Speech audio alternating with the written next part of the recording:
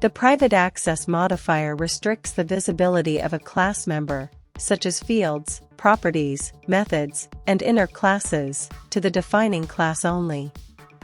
This means that members declared as private cannot be accessed from outside the class.